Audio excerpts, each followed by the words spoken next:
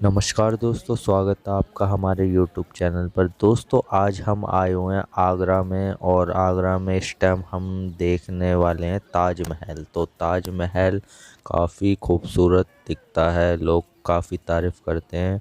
तो आइए ताजमहल देखते हैं।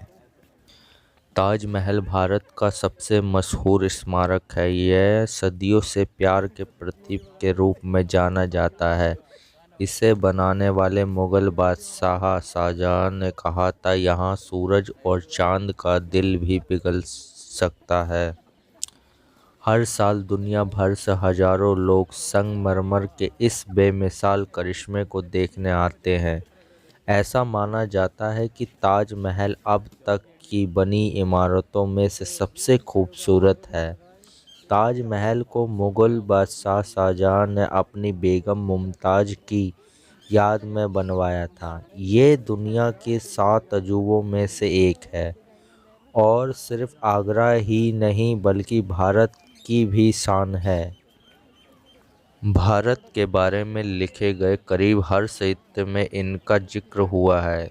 यही नहीं, ताजमहल सालों साल से भारत की पहचान के रूप में भी जाना जाता है। ताजमहल नाम फारसी भाषा से लिया गया है, जिसमें ताज का मतलब मुकुट और महल का मतलब राजा का घर होता है। ताजमहल को प्यार की निशानी के रूप में तो जाना जाता है और एक बादशाह की कहानी भी ये बयां करता है, जिसने अपनी बेगम की याद में इसे बनवाया। एक महान व्यक्ति का मानना है कि ताज को देखकर पता चलता है कि शाहजहां किस तरह का शासन करना चाहते थे। माना जाता है कि वह धरती पर स्वर्ग जैसा कुछ बनाना चाहते थे। उन्होंने एक ऐसी इमारत की कल्पना की थी जो बहुत खूबसूरत होने के साथ ही बादशाह की ताकत की गाथा भी गाए। वो चाहते थे कि इस इमारत को जरिए ये संदेश पहुँचे कि बादशाह से ज़्यादा ताकतवर अगर कोई है तो वह सिर्फ खुद है। कई लोग मानते हैं कि ये ताजमहल बनवाने के लिए शाहजहां ने दूर दूर से कारीगर बुलवाए थे। इस काम को मुख्य कारीगर उस्ताद अहमद लाहौरी थे और उस्ताद ईसा ने स्मारक का नक्शा बनवाया था। महल में नक्काशीदार लिखावट का काम अमानत अली खान और बगीचे की रचना का काम कश्मीर के कारीगर राणा ने किया था। इस शानदार स्मारक की एक खास बात यह है कि ये हर तरफ से एक जैसा दिखता है। हालांकि यमुना नदी की तरफ से देखने पर यह अलग दिखता है। कहा जाता है कि इस तरफ से हिस्से से खास तौर पर बादशाह के लिए तैयार किया गया था। इस हिस्से को खास तौर पर बादशाह के लिए ही तैयार किया था। इस तरफ से वो महल में आते थे। शाहजहां यमुना में ताजमहल तक नाव में सवार होकर आते थे।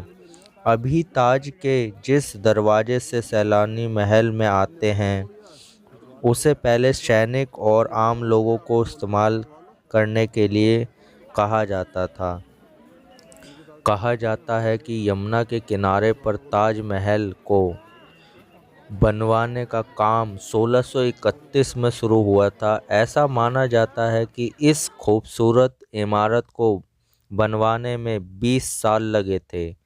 इसके कुछ हिस्से को इस तरह से बनवाया गया है कि देखने वालों की नज़र को धोखा हो जाता है। इसके अलावा सुरक्षा के लिहाज से इसमें कई खुफिया जगह बनवाई गई हैं और देख ही सकते हैं आप इस टाइम इसका दीदार। काफ़ी अच्छा नज़ारा है, काफ़ी अच्छी सुंदरता है यहाँ पर और देखने पर लगता है कि मुख्य महल के चारों ओर बनी हुई मीनारें बिल्कुल सीधी हैं, लेकिन असल में ये मुख्य इमारत से दूसरी तरफ झुकी हुई है। ऐसा इसलिए किया गया है कि अगर भूकंप जैसी कोई आपदा आती है तो मीनारें उल्टी तरफ गिरेंगी और इसमें मुख्य महल और इसके गुंबद को नुकसान नहीं होएगा। तो दोस्तों काफ़ी तरीके से इसे बनाया गया है, काफ़ी लिहाज से काफ़ी कुछ देख करके इसे ताजमहल को बनाया गया है और काफ़ी खूबसूरत यहाँ का दृश्य लग रहा है इस टाइम। और दोस्तों कुछ ख़ास बात है इस म्यूज़ियम में, जो ताजमहल के अंदर म्यूज़ियम है। ताज म्यूज़ियम में उन कलाओं और कलाकृतियों के बारे में जानकारी मिलती है जिससे ताजमहल को बनवाया गया है। दीवारों पर पेंटिंग लगी हैं जिनमें ताजमहल का नक्शा देखा जा सकता है और एक दीवार पर हरी प्लेटें लगी हुई हैं। कहा जाता है कि अगर इन प्लेटों में जहर का खाना परोसा जाता है तो इनका रंग बदल जाता है और ये टूट भी जाती हैं। उस ज़माने से बनाए गए सोने और चांदी के सिक्के देखने को भी मिलते हैं। ताजमहल की खूबसूरती की एक मुख्य वजह यह है उसका हर तरफ से एक जैसा दिखना। खासियत महल में मौजूद ढेर सारी खिड़कियों में भी देखी जा सकती है। इन खिड़कियों में इस्तेमाल किए गए हर पत्थर और हर नक्काशी को बड़े ही खूब से इस्तेमाल किया गया है। इस्लाम धर्म की कला और वास्तुकला की अलग झलक देखी जा सकती है। खिड़कियों से ताजमहल की दीवारों पर खूबसूरत जालियां बनती हैं और ये महल की सुंदरता में चार चांद लगाती हैं। तो दोस्तों ताजमहल कुछ अलग ही दिखता है यहाँ आकर, अगर आप देखेंगे तो काफ़ी अच्छा यहाँ का दृश्य है।